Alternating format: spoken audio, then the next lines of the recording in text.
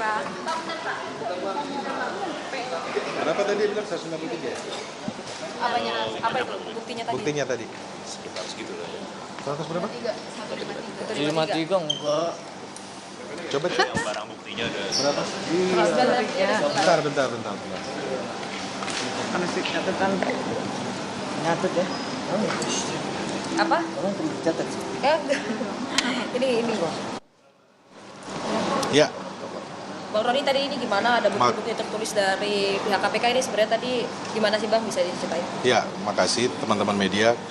Jadi tadi kami mengamati ada 153 bukti surat yang dihadirkan oleh pihak KPK.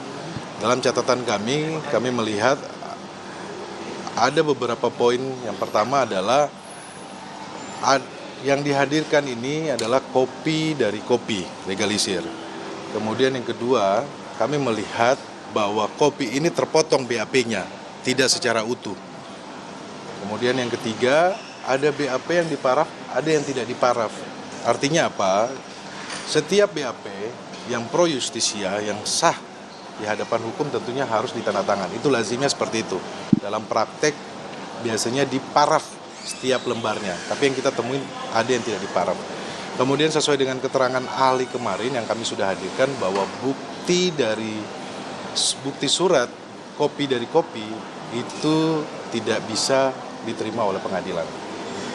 Oleh karena itu kami melihat bahwa dari 153 bukti yang dihadirkan, bukti surat yang dihadirkan, ini sekitar 80% ini adalah kopi dari kopi.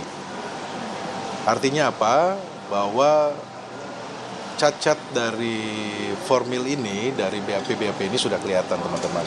Dan kedua, apa yang dihadirkan oleh KPK yang sesuai prediksi kami bahwa ini adalah kasus yang sudah pernah disidangkan. Jadi menggunakan bukti yang lama juga. Terus juga kami temukan juga ada sprindik yang ditandatangani oleh pimpinan langsung KPK. Padahal kita ketahui bersama putusan MK bahwa pimpinan bukan lagi sebagai penyidik.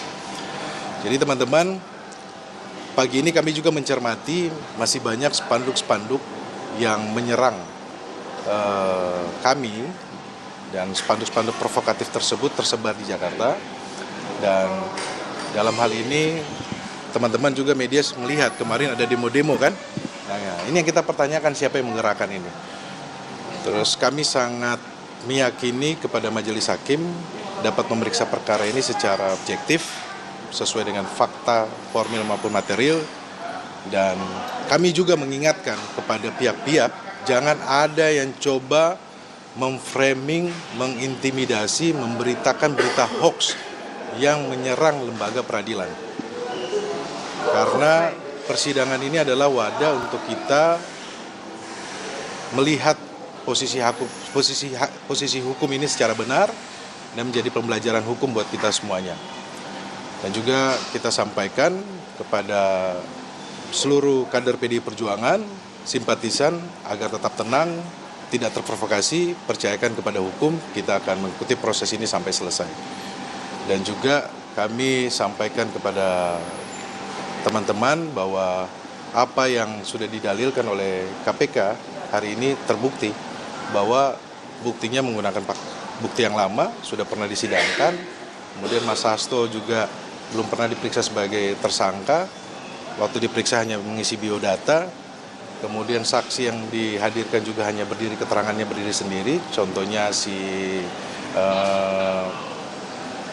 salah satu saksi dan beberapa bukti yang lainnya. Besok kita akan uji lagi untuk keterangan ahli yang akan dihadirkan oleh pihak KPK. Tentunya kami dari tim hukum siap. Mengenai untuk menghadirkan penyidik KPK yang tadi pagi disebutkan Rosa Purwabekti itu apakah sudah dikabulkan oleh majelis hakim? Ya, kami tadi menunggu ya dari majelis hakim. Tentunya sebelumnya kami sudah sampaikan adanya intimidasi dari penyidik bernama Rosa Purwabekti kepada saksi fakta yang kemarin sudah diperiksa di persidangan, dan ada juga yang menawarkan uang sebesar 2 miliar. Tentunya kita minta kepada hakim agar dihadirkan supaya ini menjadi terang. Kalau perlu dihadirkan juga CCTV-nya, karena intimidasi ini tidak dibenarkan secara hukum. Terkait CCTV katanya tadi belum ada permintaan. Kami kemarin sudah sampaikan bahwa kami minta agar biar terang CCTV tersebut dihadirkan juga, ya kan, supaya kita uji. mana yang benar, mana yang salah. Jadi jangan kasus Mas Hasto ini penuh dengan framing, narasi-narasi.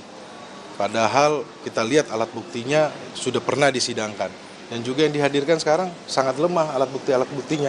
Keterangan saksi yang berdiri sendiri, kemudian rekaman dari ini bus yang dibilang tenggelamkan, ternyata handphonenya sudah ada sama penyidik gitu. Ya inilah wadah untuk kita mengkoreksi dari lembaga KPK sehingga due process of law ini berjalan berkeadilan. Saya tambah sedikit ya tentang barang bukti surat yang diajukan oleh termohon KPK.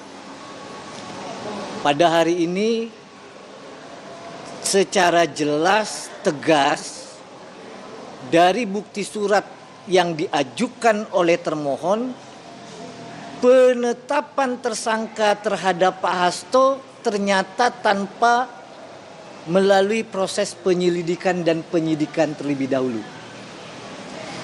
Maka kami berharap ya hakim yang menyidangkan betul-betul bisa memeriksa dengan objektif bahwa penetapan Pak Hasto ini dilakukan, ditetapkan tersangka dulu baru dicari alat buktinya. Dari 153 dan beberapa yang pending, kita melihat jelas bahwa yang diajukan adalah berita acara terhadap saksi-saksi yang dilakukan sebelum penetapan Pak Hasto. Sprindiknya Ya. juga pakai lama. Yang kita lihat tadi bukti-bukti surat yang diajukan adalah bukti-bukti BAP sebelum terbitnya sprindik.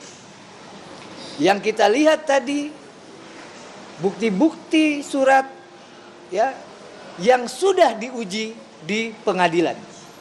Maka sekali lagi ini menegaskan bahwa termohon inkasu KPK menetapkan Pak Hasto terlebih dahulu baru diupayakan mencari bukti.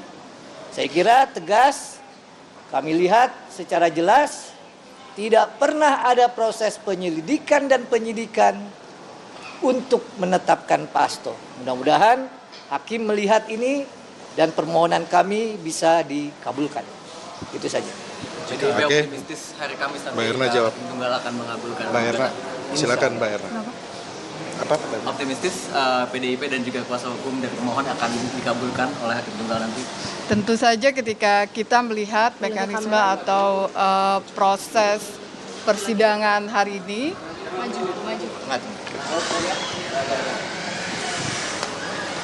tentu saja kami dari kuasa hukum optimis bahwa pra-peradilan kami ini akan dikabulkan karena kami sudah menghadirkan bukti-bukti untuk membuktikan apa yang ada di dalam permohonan kami. Kita sudah menghadirkan 4 orang ahli, kita juga sudah menghadirkan bukti-bukti di persidangan, saksi fakta juga. Dan ketika kita melihat hari ini bahwa tadi sudah disampaikan oleh Pak Patra bahwa bukti-bukti dari termohon itu sebagian besar adalah kopi dari kopi, dan juga kita melihat sebagian besar juga adalah berita acara pemeriksaan yang sprindiknya itu pada tanggal bulan Januari ya, 9 Januari 2020. Jadi ada 2 sprindik, yang satunya 13 Mei 2023. Dan dari keseluruhan proses itu juga termohon juga menghadirkan berkaitan dengan putusan dari para tersangka terdakwa yang sudah berkekuatan hukum tetap. Jadi kita berharap bahwa proses ini berjalan dengan baik, dan kita yakin bahwa apa yang akan kita perjuangkan yaitu bagaimana penetapan permohonan pra-peradilan ini dikabulkan dan dinyatakan bahwa penetapan tersangka Pak Hasto itu tidak sesuai dan tidak sah dan dinyatakan dicabut. Mungkin itu. Siapa sih? Saya tambahin lagi sedikit saja. Apa yang kita ketemuin hari ini, ada BAP penyidik yang tidak ditandatangani. Dan kami duga baru ditandatangani. Itu tadi kita sudah sampaikan kepada Yang Mulia, Hakim. Yang pertama, kopi dari kopi, tentunya pembuktiannya tidak bisa. Kedua, BAP yang terpotong. Jadi pembuktiannya juga menurut kami sangat lemah. Yang ketiga, ada BAP, kopi dari kopi dan baru ditandatangani. Sebelumnya tidak ada tanda tangan. Jadi, dan juga yang keempat, ada BAP yang tidak diparaf per lembar. Lazimnya biasanya diparaf per lembar. Inilah yang kami sampaikan bahwa banyak terjadi cacat formil dalam menetapkan Mas Hasto Kristianto sebagai tersangka. Itu aja. Makasih teman-teman. Terima kasih Bang Rone.